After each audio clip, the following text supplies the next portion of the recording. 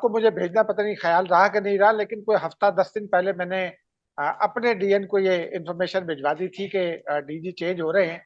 और नए डीजी जो है वो 3 नाम थे, और मैंने अपने डीएन को ये बता दिया था कि डीजी कौन होंगे। और जाहिर सी बात है, बाद औकात मैं जाती तौर पर इस ख्याल का हामी हूँ कि ये जो ओहदे हैं ना, इनको डिस्कस नहीं होना चाहिए, ना ही ये हमारे यहाँ ये चूंकि प्रॉब्लम है, सियासत में मदाखलत की शिकायत हैं, तो इसलिए हम बार बार डिस्कस करते हैं।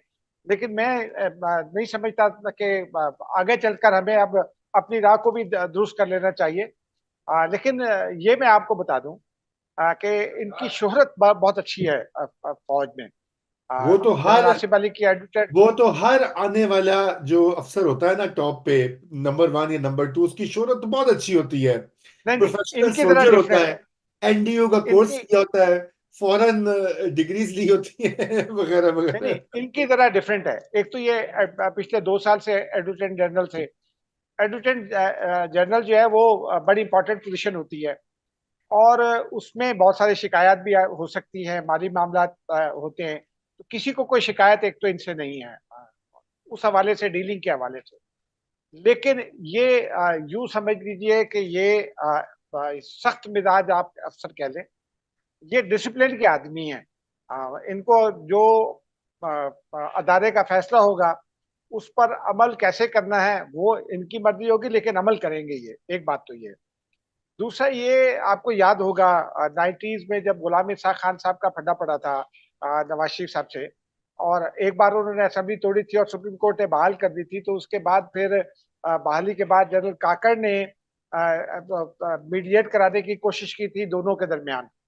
और उस वक्त नवाज शरीफ साहब अड़ गए। उन्होंने कहा कि गुलाम ईसा खान ये कहते थे कि ये नवाज शरीफ को घर भेजना ही भेजना है। उनके पास एक 100 इल्जाम पर मबनी एक फहरिस्त थी, और नवाज शरीफ ने कहा कि मैं तो नहीं जाऊंगा घर।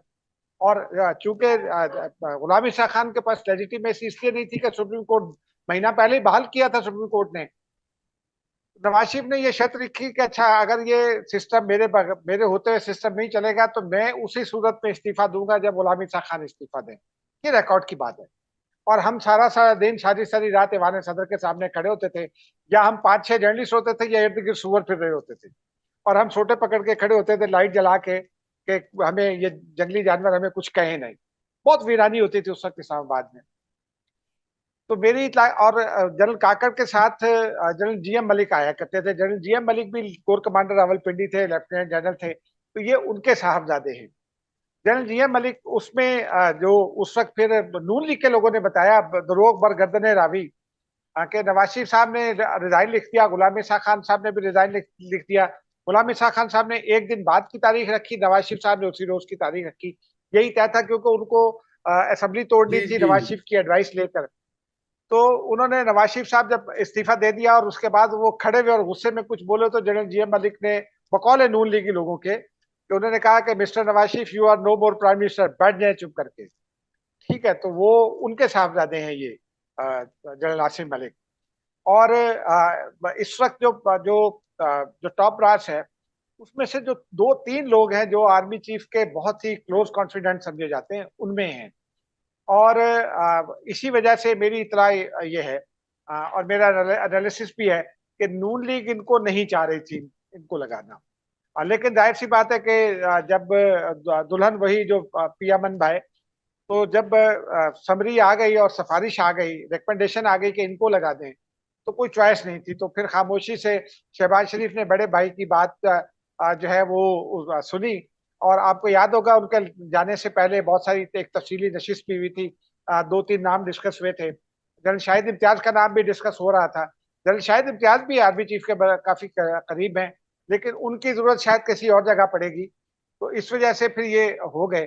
और अब वो असल में जो लोग देखना चाहते हैं, जो सुनना चाहते हैं, और जो समझना चाहते हैं, और वो हम भी समझना चाहते हैं, वो ये है कि क्या मुस्तकबिल करीब में कुछ तब्दीलियां आएंगी। मिसाल के तौर पर जो एटीट्यूड है शारा दस्तूर पर, उसमें कोई तब्दीली आएगी।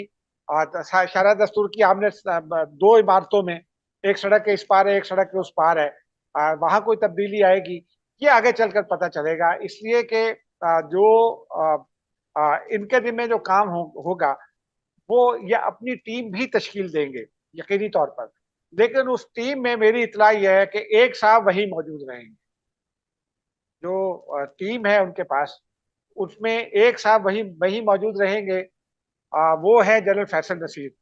मैंने काफी लोगों से पूछा, क्योंकि जब ये खबर आ रही थी तो मेरा ये अंदाजा है, क्योंकि सारी गुफ्तगू की बुनियाद पर के उसमें कोई तब्दीली नहीं आ रही, पॉलिसी में भी कोई तब्दीली नहीं आ रही। तो इसलिए अब देखना यह होगा कि चीजों को मैनेज कैसे करते हैं, क्योंकि जनरल नदीम के हवाले से जो मेरी इतलात हैं वो ये है कि 15 सितंबर उनका आखिरी दिन था। लेकिन चूंकि उनकी बेटी की शादी तय पा गई थी, तो इसलिए उनको ये लेवरेज दिया गया कि कुछ दिन 30 सितंबर तक वो काम कर लें। इस दरमियान में वो अपनी मतलब बेटी की जिम्मेदारी से भी फारिग हो जाए, और फिर जो उन्होंने चीजें अपनी निपटानी है वो निपटा लें। लेकिन उनसे मेरी इतला के मुताबिक उनके हवाले से एक कंसर्न जरूर मौजूद है कि शायद उन्होंने कहीं स्लैकनेस का मुजाहरा किया हो, कहीं जहां सख्ती करने की जरूरत हो वो ना की हो। इस किस्म की बातें उनके बारे में हैं। लेकिन वो कोई चूंकि कोई हतमी बात नहीं होती, इसलिए अब मेरे नजदीक जो पॉलिसी तो वही है होगी, लेकिन इम्प्लीमेंटेशन में जो है वो शिफ्ट आएगा पॉलिसी में। अच्छा, पॉलिसी तो नहीं, देखिए पॉलिसी तो ऊपर ही इदारा सेट करता है ना, तो ये तो इम्प्लीमेंट करते हैं। लेकिन ये बताइए कि अ, जो इस वक्त बड़े बड़े इश्यूज हैं, देखिए सब लोगों की जब भी आईएसआई का जिक्र होता है तो लोग जो हैं वो उनका तवज्जो जाती है इमरान खान के साथ क्या करेंगे, तहरीक इंसाफ का क्या बनेगा, इलेक्शन में हुकूमत चलेगी कि नहीं चलेगी। असल जो काम है वो तो आपको पता ही है कि जो एक्सटर्नल पाकिस्तान को थ्रेट्स है इस वक्त, इधर मगरिब में, मशरिक में, आमीन हर जगह तो एक महाज खुला हुआ है।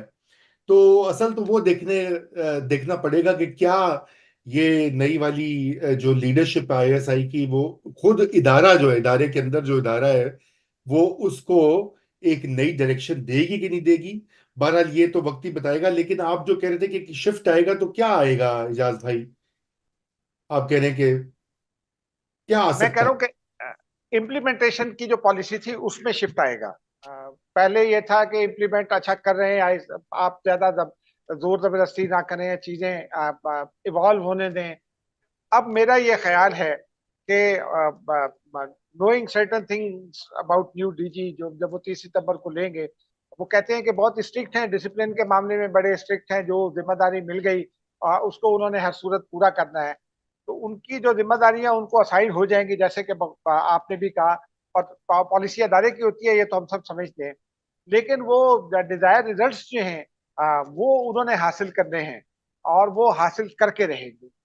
वो अफगानिस्तान का मामला हो, और वो दहशतगर्दी के खिलाफ जंग में रोल हो, वो जो मौजूदा हमारी किश्ती बीच मझधार में है इसको कहीं किनारे लगाना हो, कहीं ठिकाने लगाना हो, तो वो जो काम उनके जिम्मे होगा वो हर सूरत मुकर्ररा वक्त में मुकर्ररा शेड्यूल के मुताबिक होगा। ये जो जो पीक का बंद है वो ये है कि अच्छा, फिर दूसरी बात ये है कि आपने वो फुटबॉल मैच अगर देखें, उसमें जब वो आता है ना, एक तब्दीली आ जाती है, एक खिलाड़ी को बाहर बुलाते हैं और दूसरा उसकी जगह अंदर आता है, तो वो बहुत दौड़ता भागता है। तो जब नया डीजी आता है तो जाहिर सी बात है उससे बहुत भाग दौड़ दौड़ करनी होती है, ताकि वो अपनी गिरफ्त मजबूत कर ले अदारे पर। 3 साल की अपॉइंटमेंट होती है ऑलमोस्ट। तो वो 3 साल के लिए ये यार यहाँ रहेंगे, तो जाहिर सी बात है फिर वो फौरी तौर पर अगर वो अपना आप नहीं अपना असर नहीं दिखाएंगे तो उनकी गिरफ्त वो नहीं होगी जो हुआ करती है। तो अब अगले 4 6 8 महीने जो हैं वो स्ट्रिक्ट डिसिप्लिन के महीने आप समझें, और उसके बाद फिर जो है वो बाकी मामला पर बात हो सके।